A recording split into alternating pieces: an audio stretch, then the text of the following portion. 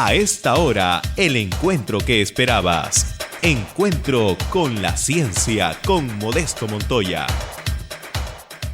Modesto Montoya, quien está con nosotros esta mañana.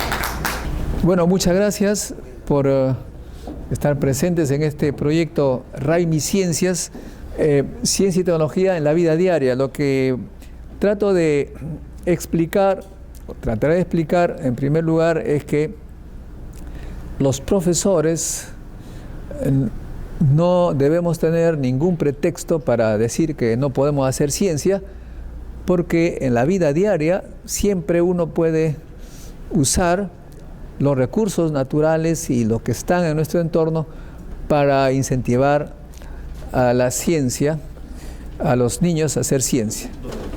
Ahí nomás todavía. Muy bien. ¿Cómo es eso? Simplemente cuando uno hace una exposición debe tratar a lo máximo de contar cosas prácticas, vividas, experimentadas, es decir, mostrar la experiencia, no cosas teóricas, porque la teoría yo puedo sacar de los libros del mundo y queda en eso, en teoría. ¿De qué se trata entonces? Mostrarles, en primer lugar, que los niños tienen en su entorno siempre algo que ver. En mi caso, como científico, siempre me han preguntado, ¿cómo es que tú te hiciste científico? ¿Cuál fue el secreto? En realidad, no hay ningún secreto, es la historia de la vida de uno. A los 5 años, 6 años, mi primer recuerdo es en Huambacho, haciendo la carretera panamericana con mi padre, pero sobre todo en Chimbote, porque allí había una playa muy hermosa, la playa de la bahía de Chimbote, arena blanca, la gente se bañaba, venían turistas de todo lado. Aquí está el hotel de turistas.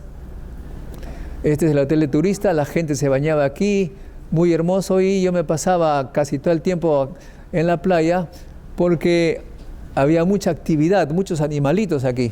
El más conocido de los cuales es el muy muy, que servía también para hacer buen ceviche. No sé si ustedes conocen. ¿Ah? Claro, y había mucha variedad, ¿no? Cosa que ahora está totalmente destruida porque hay piedras para evitar la contaminación que se ha hecho con la industria pesquera. Pero también tuve la suerte de que mi padre trabajara en Sider Perú. Antes se llamaba Sogesa. La planta siderúrgica era el complejo tecnológico más avanzado en la época de los 50 en el Perú y uno de los más avanzados en América Latina. Y obviamente aquí mi padre, al trabajar, yo llevaba el desayuno en las mañanas y me introducía en este complejo tecnológico bastante interesante. Veía electroimanes, calderas, todo tipo de cosas, transformadores, motores, y obviamente a un niño siempre eso le llama la atención. Pero a los 8 años mi abuelo José me llevó a Salpo, o Tusco La Libertad, que está a 4.000 metros sobre el nivel del mar. Un trauma tremendo porque imagínense ustedes un niño que a los 8 años está jugando en la playa sin ningún problema, a veces incluso descalzo porque la arena no ofrece ningún problema, y de repente me encuentro a 4.000 metros y por primera vez en mi vida supe lo que era lluvia, rayos y truenos. Obviamente esto nos llama mucho la atención, y una serie de otros animales que no se parecían al mumuy, sino ya eran arañas y cosas venenosas como la llamada guatapuscas y en fin, una serie de insectos y animales de todo tipo. Pero lo que más me llamaba la atención era cómo de este lugar se observaba Trujillo. Acá Trujillo está enterrado. Mi abuelo decía que los trujillanos vivían en el submundo porque estaban debajo del mundo, ¿no? Acá Gisela conoce esto porque viene de Trujillo. Y con él nos entrenábamos a bajar hasta este punto y subíamos caminando, corriéndonos de la nube, o sea, esta nube comenzaba a subir y nosotros también, hasta llegar al punto más alto, que es el Cerro Lagash, y del Cerro Lagash podíamos observar la Cordillera Blanca. Aquí está todos los picos que conocemos, separado está el Alpamayo, y esto porque el Cerro Lagash había sido un observatorio pre-inca de una civilización llamada la civilización cuidista, y por lo tanto hay mucha ciencia en esa cultura, en esa civilización, y la gente que vive allí, sobre todo los originarios, están muy unidos a la observación. Claro, también por supuesto en ese lugar todavía existía y existe una vida bastante lejana de la tecnología. La gente se moviliza, como ustedes ven, en burro, y mi abuelo en los fines de semana me dio como trabajo para comprender mejor la vida animal, la tarea de pastor, cosa que también me da una serie de experiencias que no voy a contar aquí porque sería muy largo. Vimos cómo se hace la agricultura, de la siembra de la papa, el trigo, la cebada, la oca, la mayo, etc. Todos los procesos observábamos, y por supuesto también la parte más dura, cuando llegaba la neblina y no se podía ver más allá de 1 metro. Todos esos aspectos que también están añadidos por el descubrimiento de los caminos para ir de un lado a otro.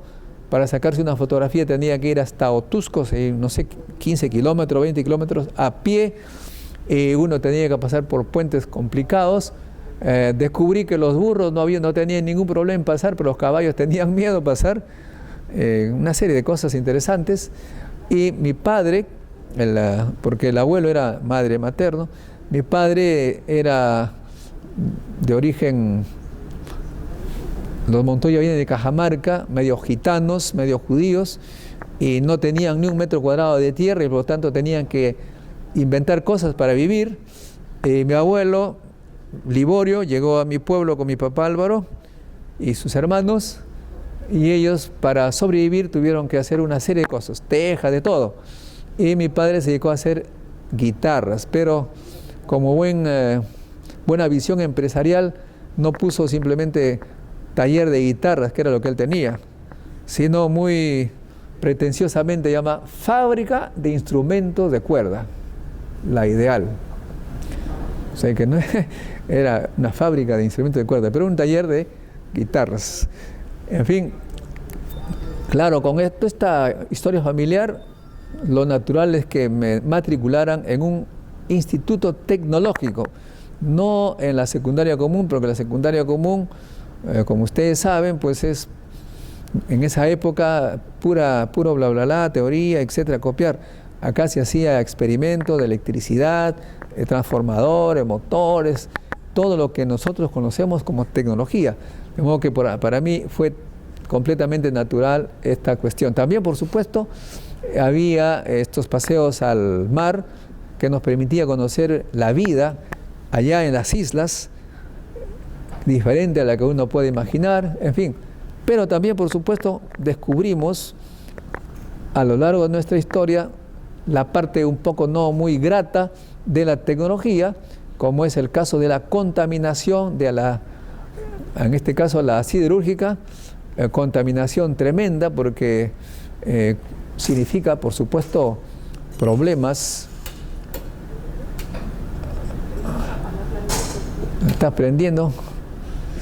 ¿Puedes apagar esta luz que me...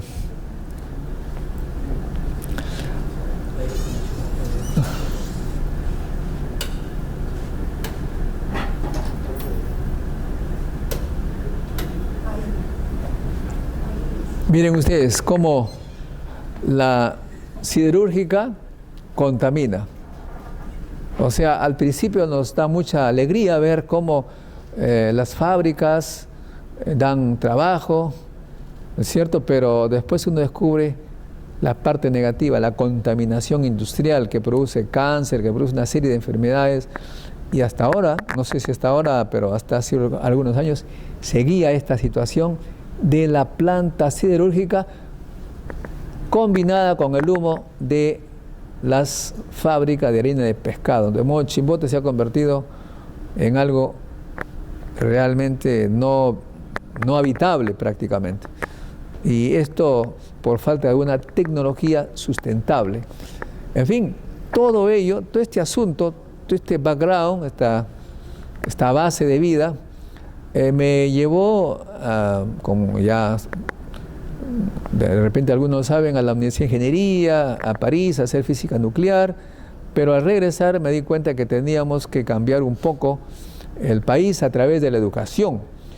Y esto es una enseñanza del abuelo José, porque en esa época en que vivía en Salpo, sobre todo en diciembre, había años que no llovía. Se tardaba la lluvia y el abuelo se ponía tenso, yo también, me estresaba. Él me transmitía ese estrés y me decía siempre, mira, el único que vive acá feliz sin que se preocupe por la lluvia es el profesor. Porque el profesor siempre recibe su sueldo del Estado, no siembra, no cambia la vida. O sea que ustedes estaban en ese caso privilegiados. En cambio, un agricultor, si no llovía, realmente no tenía que comer ese año. Por esa razón también tenía esa idea que la educación era importante, porque la educación nos alejaba de la dependencia de la naturaleza. El Perú todavía no logra eso, no logra una educación innovadora, inventora, como para deshacernos de esta dependencia de la minería. Hay un empresario de apellido Bustamante que dijo hace un par de días, si es que tía María no va, nos convertiremos en subhumanos. O sea que tal es la dependencia que si no hay minería, para algunos es el fin. En realidad, si no hubiera minería, de repente estaríamos obligados a inventar, a innovar. Eso es lo que me di cuenta ya con el abuelo, y por eso, regresar de mis estudios de posgrado, decidimos organizar todo un movimiento para concientizar a políticos, empresarios y a la gente en general que la ciencia era importante. Y así es como en 1992 hicimos la Fiesta de la Ciencia en Miraflores y organizamos un centro que se llama Centro de Preparación para la Ciencia y Tecnología, CEPRESIT. Fiesta de la Ciencia, que por coincidencia Daniel Díaz, ¿está por acá Daniel Díaz? Ahí está Daniel Díaz. Y José Oliden, decidimos hacer este proyecto, y yo no influí para nada, o sea, no dije ni una sola opinión sobre el nombre, pero le puso Fiesta de la Ciencia, pero en mitad quechua, mitad español, ¿no? Inti Raimi es la Fiesta del Sol y Raimi Ciencia es la Fiesta de la Ciencia, o sea que en realidad es la continuación de lo que nosotros creamos en 1992. 1992 fue un año clave porque fue el año que terminó, digamos, Abimael Guzmán en la cárcel y nosotros estábamos iniciando este proyecto. Este proyecto lo que quiere es que los niños gocen con la ciencia, que no la vean como una obligación. Es así como empezamos. Nuestra idea era, no, oye, tú tienes que estudiar, tú tienes que avanzar, que no sé cuánto, no.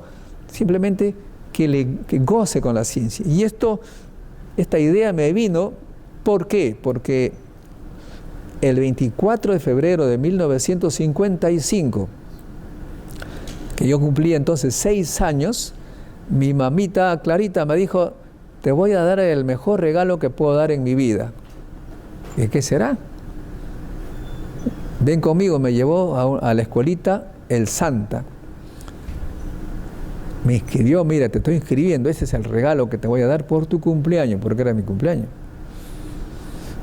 Curiosamente, después me entero que ese mismo momento pero ese mismo día por lo menos, estaba naciendo en Estados Unidos un gran hombre conocido por todo el mundo, Steve Jobs.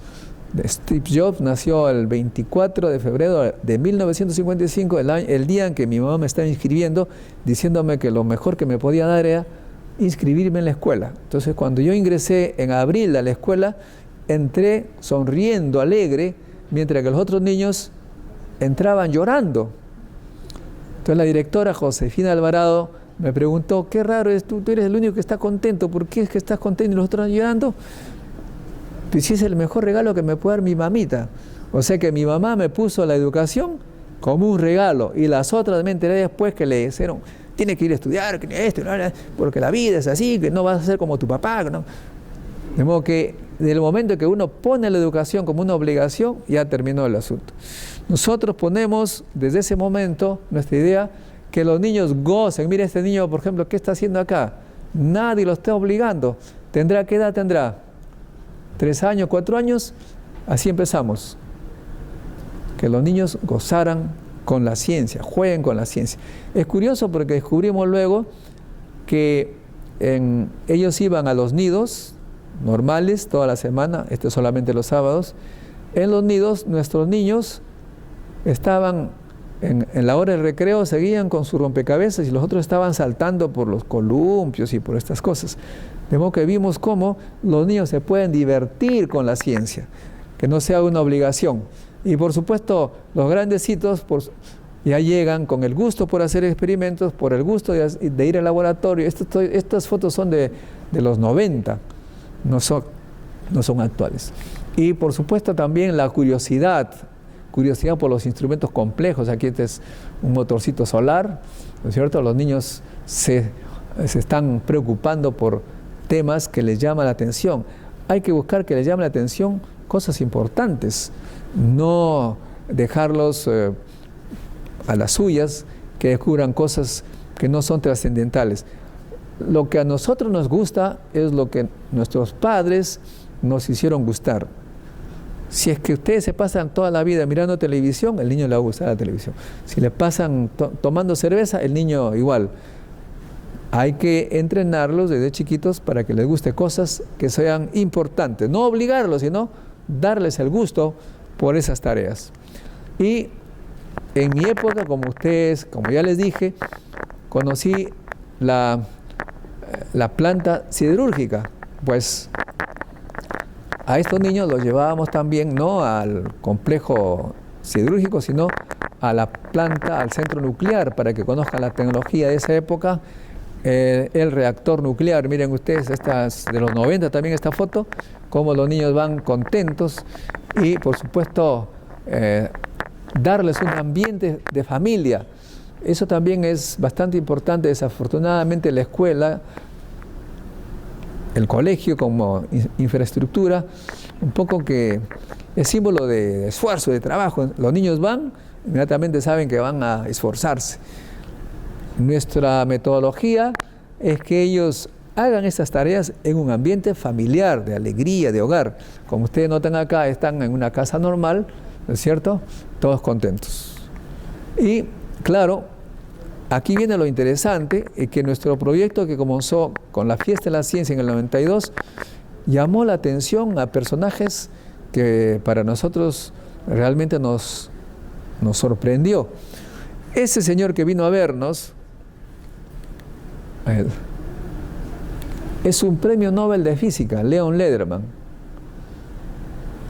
Vino y él dijo, nunca he visto en mi vida niños gozando tanto haciendo ciencia.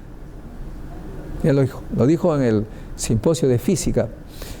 Y él en Estados Unidos, él hace ahora lo mismo, pero claro, al CEPRESID no le da un sol el Estado, a él le han dado algo así como 1.000 millones, tiene un tremendo centro que se llama, ustedes pueden ver en el Google, Centro Leon Lederman, complejísimo, para enseñar a profesores, niños, museo, etc. Centro Leon Lederman. Si tenemos plata, es decir, ponemos Centro Gisela Cabrejo, ¿no? Bueno, y él no es el único, también vino, aquí está el premio Nobel, Leon Lederman, con los físicos. Dicho sea de paso, Leon Lederman fue el que inventó la palabra, la partícula Dios, escribió un libro, la partícula Dios, esa partícula que se descubrió hace un par de años.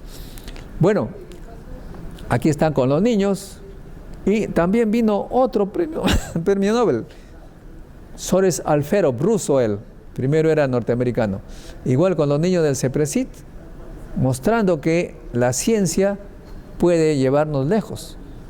Esto significa que es un respaldo académico de personajes de nivel internacional. Muy bien. Asimismo, vino otro premio Nobel, Carlos Rubbia, con quien intercambiamos experiencia de cómo debemos enseñar ciencia. Cuando estaba acá, cuando un periodista le preguntó cuál es su hobby, él preguntó, ¿qué es hobby? Lo que uno hace después del trabajo rutinario. Y Carlos Rubbia le dijo, yo no tengo trabajo rutinario, hago ciencia, y eso no es rutina. Después le preguntó, ¿qué sintió cuando le anunciaron que ganó el premio Nobel? Dijo, bueno, una cierta alegría, pero no fue el momento más alegre, ¿no? ¿Cuándo fue el momento más alegre? Cuando descubrí el fenómeno por el cual me premiaron con el Nobel. O sea, él no buscaba el premio, él buscaba hacer ciencia y gozaba descubriendo cosas. Como el periodista Alberto Cuquín no entendió, le hizo una historia paralela para que comprendiera mejor. Le dijo, mira, supón que tú estás caminando y de repente te encuentras con Julia Roberts, que era en esa época la actriz de moda, y te invita un café y luego te invita a su ¿cómo le llaman? A tu suite del hotel, y te pasa la noche con ella. Y algunos periodistas te toman fotos y al año te dan un premio por haber seducido a Julia Roberts. Te pregunto, le dijo el premio Nobel al periodista, ¿cuál hubiera sido el momento más feliz de tu vida? ¿Cuando estabas durmiendo con Julia Roberts o cuando te dieron el premio? Entonces, bueno, normal que cuando estuviera durmiendo con Julia Roberts. ¿No? Así es lo mismo. Yo hago física y gozo haciendo física. El premio puede venir después, pero la gran alegría es hacer ciencia. Eso es lo que tenemos que nosotros comunicar a los niños. Bueno, y claro, el descubrimiento de las cosas después de los experimentos evidentemente causan alegría también. Acá, cuando se descubrió la partícula de Dios, llamada partícula de Dios, estos científicos, miren cómo están contentos, celebrando. Ellos tienen más o menos mi edad. Yo estudié física, doctorado en física en París en el año 75, y justamente veíamos este asunto del bosón de Higgs, la partícula de Dios, como una teoría, y allí se planeó hacer grandes laboratorios para perseguir y obtener esta partícula en el laboratorio. Ellos lo obtuvieron y miren ustedes cómo están gozando, contentos. Y el hombre que predijo la existencia de esa partícula décadas atrás, Peter Higgs, pues imagínense, llora de emoción, ¿no? Él es la culminación de un gran trabajo de investigación. De modo que hoy en día la física, a pesar de sus avances, ha descubierto que en realidad lo que observamos es solamente 5% de lo que existe. La naturaleza está prácticamente en la oscuridad. No podemos ver casi nada. Con el 5% de lo que podemos ver hemos hecho teorías, pero hay mucho más que descubrir y se requieren niños curiosos, niños científicos, que vayan abriendo paso en el conocimiento que más tarde nos va a dar también grandes alegrías, puesto que tiene aplicaciones increíbles. Todo lo que se ha descubierto ha dado lugar a beneficios importantísimos para el bienestar humano. Eso es lo que quería contarles, y también, por supuesto, invitarlos seriamente para que participen en el Encuentro Científico Internacional, que es el 30 de julio y hasta el 1 de agosto en Lima. Luego tenemos en Ayacucho, en Huánuco, el 6 y 7 de agosto, el 19 y 20 en Trujillo. Es decir, estamos nosotros difundiendo la ciencia, porque para nosotros es importante que los niños gocen con ella, y para el futuro del Perú que dejemos de estar dependientes de la explotación de los recursos naturales y la erosión de nuestro ambiente. Muchas gracias, y antes de terminar tengo que hacerles un pequeño experimento.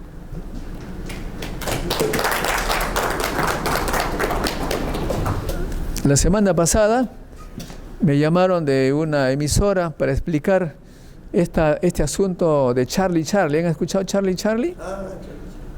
Yo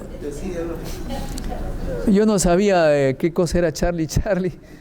Me explicaron, entonces, bueno, hay movimiento de cosas, ¿no? Que en realidad todo movimiento se debe a una energía. En este caso, tenemos aquí una lata que he cubierto para evitar la marca. Miren ustedes.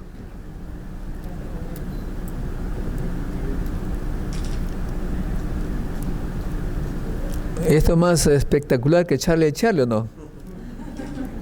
¿Ah? Entonces no sé por qué tanto le llama la atención Charlie Charlie cuando aquí se puede ver cosas mucho más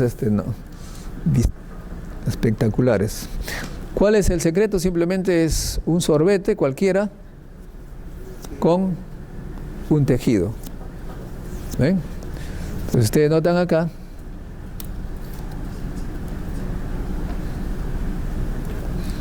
Esto se llama atracción electrostática. Ven por abajo, por aquí. Lo que se trata es que tienes que punta con punta. Es que la fricción. ¿Qué les parece? Ya no tiene puntería. La edad, pues. La edad, ¿no? Toma asiento. Mira, varias chicas se han desanimado al verte así. ¿Ah? Con ayuda, sí, pero. A ver, ¿quién otro lo llama por acá? ¿Otro profesor? Véngase. A ver, Gladys, venga.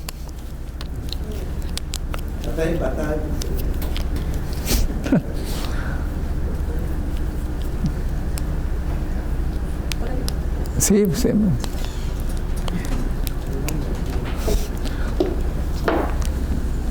Es para probarme a mí, ¿eh? Ya, ahí voy. ¿Podré?